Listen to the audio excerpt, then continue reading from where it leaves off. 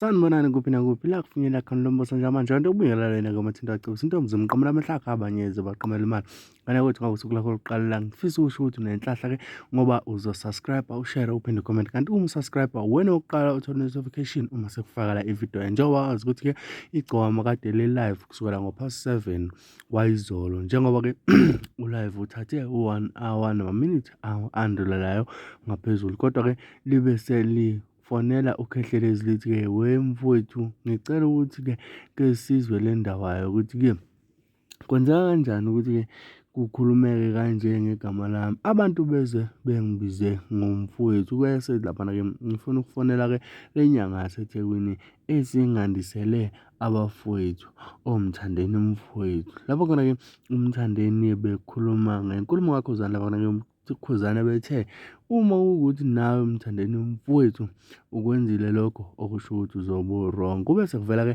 amahlazo amaningi kodwa-ke okunye ngibambe kwividiyo elandelayo. Kwamanje asibambe le ethi-ke ake ngifonele inyanga yaseThekwini esingandisele abafowethu. Ngifuna ukuphuthuma ukuqala ngifonele inyanga le yaseThekwini. Lena ezithi abantu bengibiza ngomthandeni mfowethu. Lengandisela abafowethu. Yabo. Ngifuna ukufonela yona bese ngiqhubeka nezinto ezilandelayo. Hey madoda. Ufona nge-private number lo. Shuthi yamjabulisa lokho engichaza.